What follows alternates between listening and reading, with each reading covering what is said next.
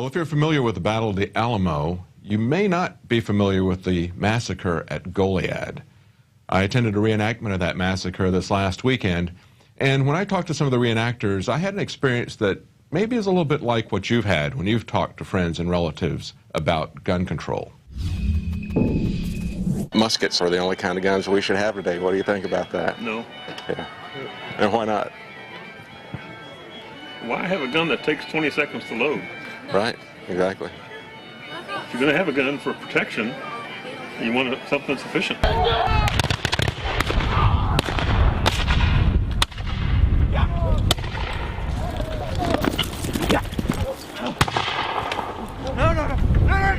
I'm not sure we need to have access to 30-round magazines on assault rifles, but I sure don't want to see this country deprived of having to own firearms.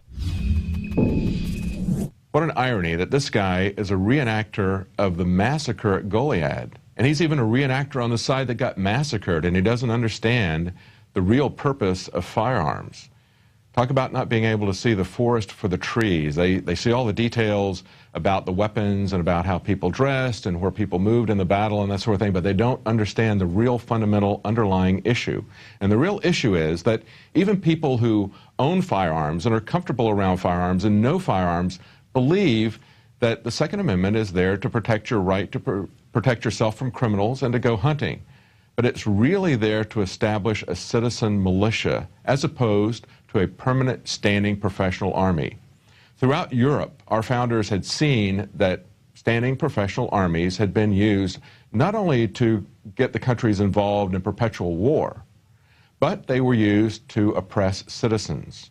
Ignoring that, we've seen our standing army now in a perpetual war for the last 50, 60 years, and now we see that that oppression may be turning inward to us as we see what appears to be Homeland Security federalizing the police, arming them with military equipment that will be used domestically, as well as all the documents that have been released that we've covered so many times here at InfoWars. But let's take a look at the real vision that the founders had. The question was, who watches the watchers? If you've got guardians in a society, who guards you from those people? And that's why they came up with a citizen militia army. And if you look at the Constitution, even before the Second Amendment, if you look at Article 1, Section 8, you see that the Congress was given the power, delegated to it by the people, to raise and support armies, but for a period not longer than 2 years, although the Navy could be permanent, because a Navy is not going to be used as a tool of oppression within a country. It also provided for the Congress to call forth the militia to execute the laws of the Union, to suppress insurrections and repel invasions, basically the first line of defense, and to also organize, arm, and discipline the militia, and to train the militia. We don't see that happening in this country. But we see a country in Europe. That was the vision for our founders. We see all of that happening today. We see a citizen army, a standing militia, a place where people are given the state-of-the-art military equipment and keep it in their homes. That place is Switzerland, and we have with us today a representative from what is the equivalent of the Swiss NRA. His name is Mark Heim, and the organization is Protel. Thank you, Mark. Thank you for joining us. You're welcome. Now, your organization is Protel, and that you got a part of the icon, the logo is William Tell. Tell us a little bit about William Tell. He's kind of your Statue of Liberty, Boston Massacre, George Washington, kind of all rolled into one, isn't he? Yeah, that's pretty much the case. I'm sure you know the story, but for those who don't, we had to. The local bailiff had his own hat put on a stick and said everybody who passed by there had to salute the hat. And William Tell refused. So the guy had him put an apple on his son's head and had him shoot the apple off his head. And he took 2 arrows to shoot the apple. He hit the apple with the first, and then the bailiff asked him, "What did you want the second arrow for? If you missed the first?" He goes, "No, with the second, I certainly would not have missed you." And goes on from there, basically. Yes, yes. And that was essentially the inspiration, the beginning of a rebellion. And it has essentially inspired people against tyranny through your country. And you had a bout yourself with gun control in 2009, is that correct? That's correct. 2009, mainly the left part of the politics pushed through an initiative. So in 2011, we voted on it. It was pretty soundly defeated, much more soundly than most votes are going nowadays. Mm-hmm. And it would have done things, it would have outlawed pump shotguns, it would have outlawed people keeping military rifles in their homes, which they do. Tell us a little bit, now, what we want to talk about, when we showed this clip, one of the things that we wrestle with is the fact that people believe that the Second Amendment is just there to protect firearm collection or to let you protect yourself against crime. Those are all good things. Hunting, that's a good thing. But when they don't understand that it's really about a militia and that the founders of our country wanted to have a militia rather than a standing army, that's where we get into trouble, because that's when they start saying, well, you don't need a gun that powerful. You don't need a gun that has that many rounds, that sort of thing. But tell us about Switzerland. What is the military situation in Switzerland? Well, basically, we are a neutral country. One of the reasons that we're neutral is because we have our own military. Everybody gets drafted, or let's say all men get drafted. But the amount of soldiers that we have has been reduced over the past 20 years or so. But we still have one of the larger militaries in Europe, even though we're one of the smallest countries. And guns are, as far as we see it, are the basis of freedom. Because if you don't have guns, you cannot defend yourself. Can guns be used to oppress? Yes, certainly.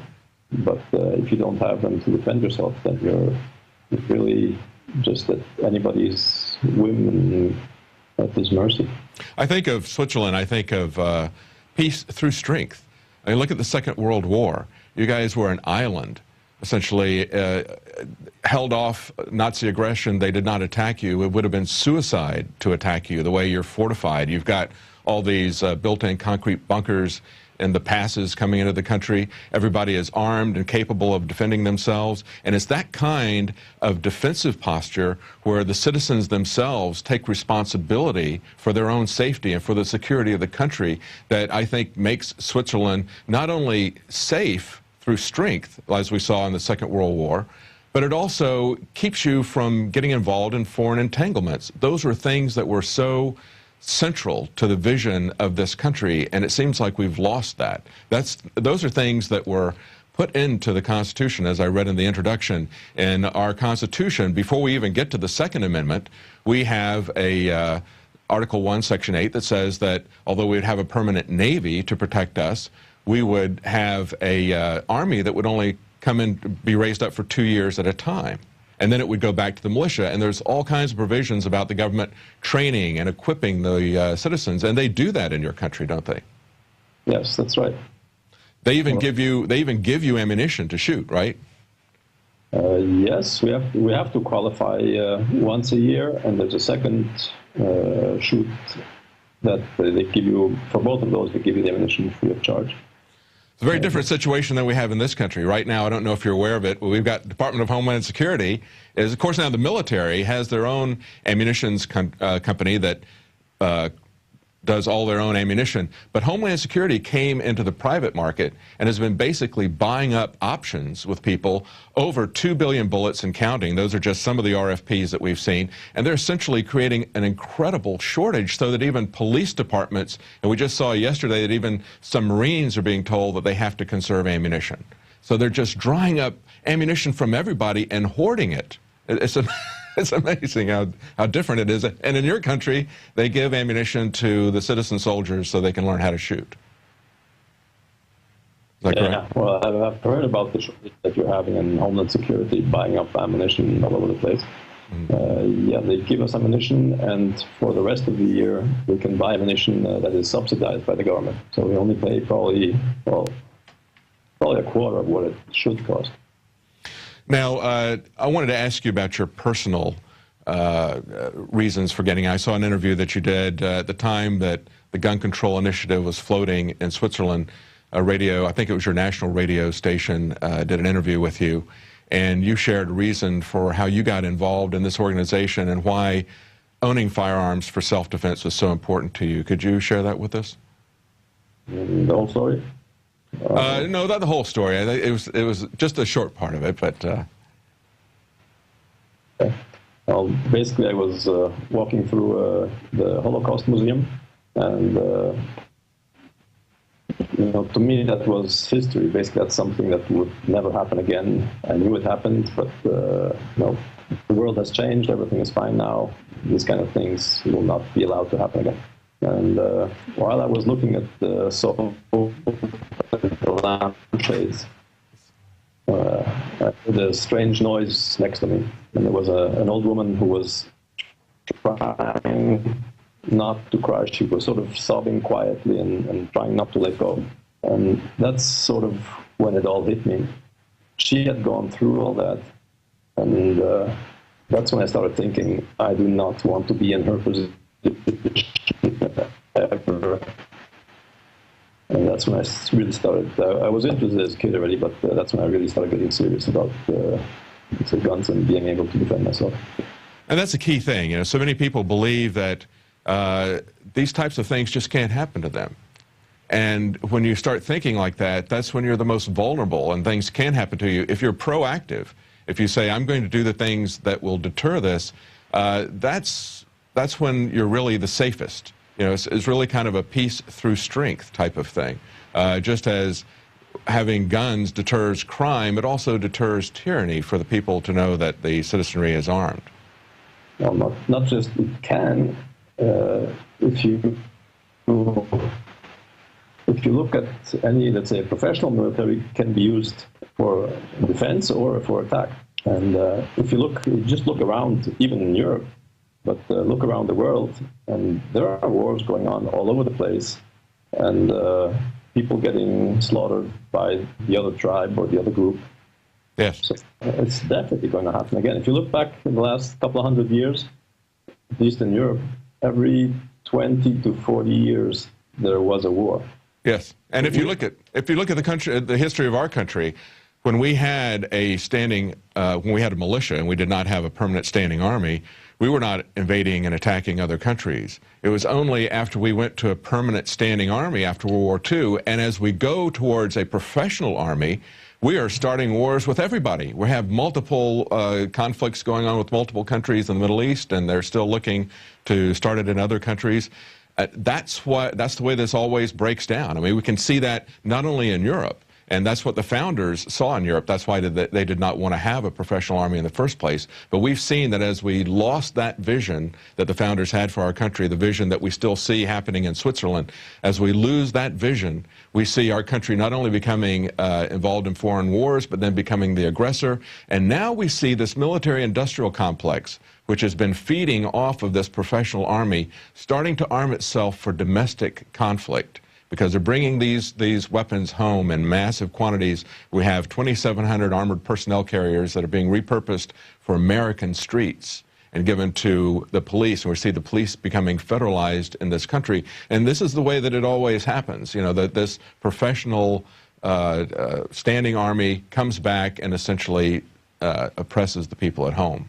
When we had the shock and awe of Iraq, they said, well, we've taken out all their military installations, and now we need boots on the ground in order to really control them. And that's what the founders of this country were concerned about, having these boots on the ground actually be boots that are on us, boots that are on our throats, because that's the way it eventually turns around that way. If you want to control a population, the first thing to do is to disarm them. Yes. That's what Hitler did when he went into Austria, and that's what happened all over the world, basically. Let's talk a little bit about crime rates, because this is something that's a favorite attack line of the gun controllers. And it's not a very valid comparison, because when you compare different countries and different cultures and different attitudes and climates, you're going to get very, very radically different crime rates. So I've always maintained that you want to look at England before and after a total gun ban. You want to look at Australia before and after a total gun ban. You want to look at America before and after the assault weapons ban. And we see in each of those cases that violent crime, even gun crime, goes up radically after gun bans. In England, in the 10 years after the gun ban, it went up 89%.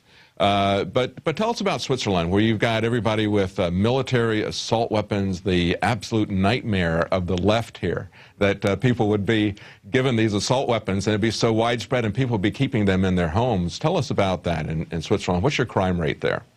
The crime rate is very low compared to other countries in Europe. It is increasing, but that, of course, has nothing to do with the gun availability. By the way, those assault rifles you were talking about, those are selective fire, fully automatic rifles. Oh, okay. Not even semi-automatic. No, those are full. Okay. Well, the people who are trying to grab the guns in this country don't really understand the difference between fully automatic and semi-automatic anyway. That detail is really lost on them.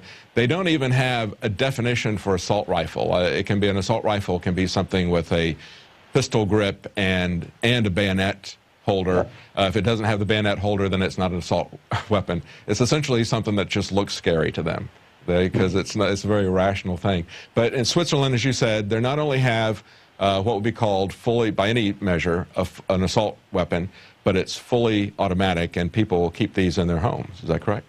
Yes. Mm-hmm. Well, that's great. Well, thank you so much for talking to us. I really appreciate it. Thanks for being an example there in Switzerland. I hope we stay this way, too. Yes, yes. I hope that we don't lose the vision of what a militia is in this country, and I hope that maybe we can extend this. Maybe we can hang on to it and get some other countries to understand. The real question is, who controls the people who control us, right? That's why, the age-old question was, who watches the watchers? Who controls the government when they have a monopoly on force? And the answer is nobody will control them. That's why you have to have the citizens armed.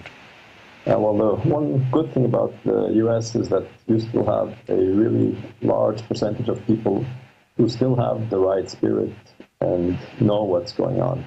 Then there are others. I don't even blame the people who are trying to disarm us, because they just think differently. And they lost contact with reality. Mm-hmm. And there's not much you can do about that. It's either they, not look at their faces, not in it, and maybe wake up. And I think a lot of it. I've seen so far. Exactly. I think a lot of it has to do with people not knowing or having anything to do with guns. It gives them an irrational fear. It's almost as if we had an automobile accident and a particular type of car was involved in the automobile accident, and they want to ban that particular type of car from people who were not involved in the accident. That's what we're seeing here. We're seeing there's so many guns in the hands of so many responsible gun owners who are not involved in crime, and they're the ones that they're trying to disarm. Yeah, that's exactly right. Yes. Well, thank you very much, Mark. Keep up the good work in Switzerland. Thank you. You too. Thank you. Bye-bye. Bye. Well, Switzerland stands in stark refutation to the arguments that are made by the gun controllers. Piers Morgan likes to talk about crime rates between different countries, when actually that's not a valid comparison.